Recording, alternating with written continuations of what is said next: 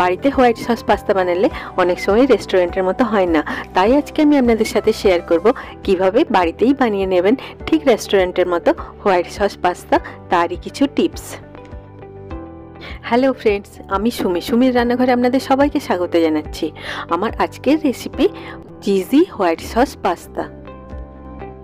এটা বানানোর জন্য এখানে আমি গাজর, ক্যাপসিকাম, পেঁয়াজ আর রসুনকে এইভাবে কেটে নিয়েছি। আপনারা জুকিনি বা ব্রোকলিও দিতে পারেন। এবারে আমি একটা পটের মধ্যে 1 লিটার মতো জল নিয়ে ফ্লেমটাকে হাই করে দিয়ে খুব ভালোভাবে ফুটিয়ে নিলাম। দিয়ে দিলাম 1 টিস্পুন নুন আর 1 টেবিল স্পুন সাদা তেল।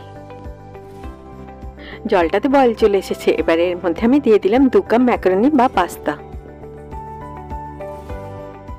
এবারে এগুলোকে আমি অলডেন্ট হওয়া পর্যন্ত কুক করে নিচ্ছি। অলডেন্ট মানে হচ্ছে পাস্তাটা সেদ্ধ হবে, কিন্তু এটাকে যখন দাঁত দিয়ে কাটা হবে তখন একটুখানি শক্ত লাগবে, মানে পাস্তাগুলো খুব বেশি সফট বা মাসি হবে না। আপনারা এগুলোকে 5 থেকে 7 মিনিট কুক করবেন, নয়তো প্যাকেটের মধ্যে যে ইনস্ট্রাকশনস লেখা থাকে সেটা ফলো করবেন। এবার আমি পাস্তাগুলোকে গরম জল থেকে তুলে নিয়ে একটা প্লেটের মধ্যে রেখে নিলাম। এবার আমি পাস্তাগুলোকে আরেকবার ঠান্ডা জল দিয়ে ধুয়ে নিয়ে প্লেটের মধ্যে ভালো করে ছড়িয়ে রেখে দিচ্ছি। আপনারা পাস্তাগুলোকে গরম জল থেকে তুলে ঠান্ডা জলে ভালো করে ধুয়ে রাখবেন, কারণ এগুলো গরম থাকলে আরও বেশি কুক হয়ে যাবে, তখন একটা আরেকটার সাথে চিটে যাবে আর ঝরঝরে হবে না। এই ছোট ছোট টিপস ফলো করলে পাস্তাটা ঠিক রেস্টুরেন্টের মতো হবে। এবার আমি একটা কড়াইয়ের মধ্যে নিয়ে নিলাম 1.5 টেবিল স্পুন বাটার। এই সময় ফ্লেমটা আপনারা লো রাখবেন আর বাটারটাকে খুব বেশি গরম করবেন না, তাহলে এটা ব্রাউন হয়ে যাবে। এবার আমি এর মধ্যে দিয়ে দিলাম 2 টেবিল স্পুন ময়দা। ময়দাটাকে লো ফ্লেমে কয়েক সেকেন্ড কন্টিনিউয়াসলি নাড়াচাড়া করে আমি ভেজে নিলাম। আপনারা ময়দাটাকে খুব বেশি ভাজবেন না, দেখবেন এর কালারটা চেঞ্জ হয়ে যেন ব্রাউন না হয়ে যায়। এবার আমি এর মধ্যে দিয়ে দিচ্ছি 1.5 কাপ দুধ। ময়দার মধ্যে দুধটাকে আপনারা যখন দেবেন তখন এইভাবে কন্টিনিউয়াসলি নাড়তে থাকবেন, নয়তো এর মধ্যে লাম্পস হয়ে যাবে। এবারে এটাকে আমি কন্টিনিউয়াসলি নাড়াচাড়া করে নিলাম যতক্ষণে এর টেক্সচারটা এরকম স্মুথ আর ক্রিমি হয়ে যাচ্ছে। দিয়ে দিলাম স্বাদ মতো নুন, আর দিয়ে দিলাম 1/2 টিস্পুন চিনি, 1 টিস্পুন মিক্সড হার্বস আর 1 টিস্পুন চিলি ফ্লেক্স।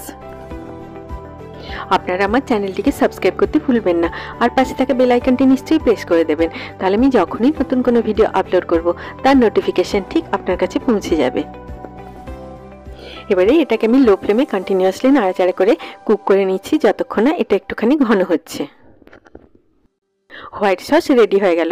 এটার কনসিস্টেন্সিটা আপনারা ঠিক এরকম রাখবেন, কারণ এটা ঠান্ডা হলে আর একটু ঘন হয়ে যাবে।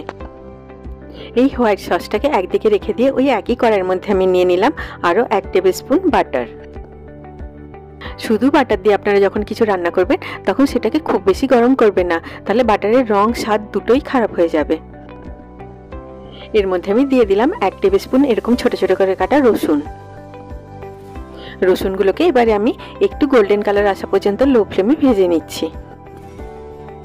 দেখুন রসুনগুলোতে একটা হালকা গোল্ডেন কালার চলে এসেছে। এবার আমি এর মধ্যে দিয়ে দিচ্ছি এরকম ছোট 4 কোণা করে কাটা একটা মিডিয়াম সাইজের পেঁয়াজ, একটা মিডিয়াম সাইজের গাজর আর একটা মিডিয়াম সাইজের ক্যাপসিকাম। আমার এই ভিডিওটি যদি আপনাদের ভালো লাগে আপনারা নিশ্চয়ই লাইক করবেন। আপনাদের এক একটা লাইক আমার কাছে অনেক বেশি মূল্যবান। একটুখানি নাড়াচাড়া করে নিয়ে এর মধ্যে আমি দিয়ে দিলাম স্বাদ মতো নুন। নুনটা আপনারা একটুখানি দেখে দেবেন, কারণ আমরা হোয়াইট সসটা বানানোর সময়তেও নুন দিয়েছিলাম। এবার আমি এগুলোকে হাই ফ্লেমে 2 মিনিটের মতো স্টার ফ্রাই করে নিলাম। এই সবজিগুলোকে আপনারা হাই ফ্লেমে স্টার ফ্রাই করবেন। লো ফ্লেমে এগুলোকে ফ্রাই করলে এগুলো ন্যাপনাতে হয়ে যাবে আর হোয়াইট সস পাস্তাটা খেতে ভালো লাগবে না। এবার আমি এর মধ্যে দিয়ে দিলাম সেদ্ধ করে রাখা পাস্তাটা। এবারে সব উপকরণগুলোকে আমি খুব ভালোভাবে মিশিয়ে নিলাম। দেখুন পাস্তাগুলোকে গরম জল থেকে তুলে নিয়ে আমি ঠান্ডা জল দিয়ে ধুয়ে নিয়েছিলাম বলে পাস্তাগুলো কত সুন্দর ঝুরঝুরে আছে। পাস্তাগুলোকেও আমি মিডিয়াম ফ্লেমে কয়েক সেকেন্ড ফ্রাই করে নিলাম।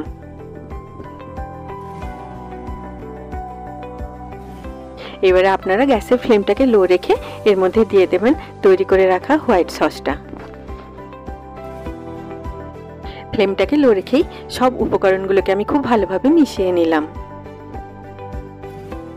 দিয়ে দিলাম 1/2 টিস্পুন গোলমরিচের গুঁড়ো, 1/2 টিস্পুন মিক্সড হার্বস আর 1/2 টিস্পুন চিলি ফ্লেক্স। চিলি ফ্লেক্সের পরিমাণটা আপনারা আপনাদের স্বাদ মতো কম বেশি করতে পারেন। সব উপকরণগুলোকে আমি খুব ভালোভাবে মিশিয়ে নিলাম। ভেজিটেবলসগুলোকে স্টার ফ্রাই করলে এর কালারটা নষ্ট হয়ে যায় না আর ক্রাঞ্চি থাকে। এবার আমি এর মধ্যে দিয়ে দিলাম হাফ কাপ গ্রেট করা চিজ।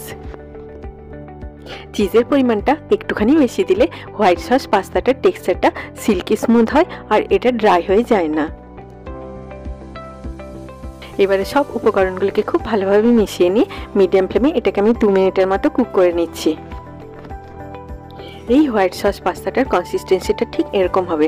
এটাকে আপনারা খুব বেশি ঘন করে দেবেন না, কারণ এটাতে ময়দা আছে, তাই এটা একটু ঠান্ডা হয়ে যাবার পরে আর একটু ঘন হয়ে যাবে। এই ছোট ছোট টিপস ফলো করে আপনারা বাড়িতে একবার হোয়াইট সস পাস্তা বানিয়ে দেখুন, তার স্বাদ দেখবেন রেস্টুরেন্টের থেকেও ভালো হবে। আর বাড়িতে বানানো যে কোনো জিনিসই হেলদি আর হাইজিনিক হয়। এই হোয়াইট সস পাস্তাটাকে আপনারা গরম গরম সার্ভ করুন আর উপর থেকে সাজিয়ে দিন একটা চিজের স্লাইস আর একটা এরকম ফ্লাওয়ার শেপের গাজরের পিস দিয়ে। খাবার যখন দেখতে সুন্দর হয় তখন খেতে আরও বেশি ভালো লাগে, তাই না? সবাই খুব ভালো থাকবেন। আবার আপনাদের সাথে আমার দেখা হবে আমার নেক্সট ভিডিওতে। Take care.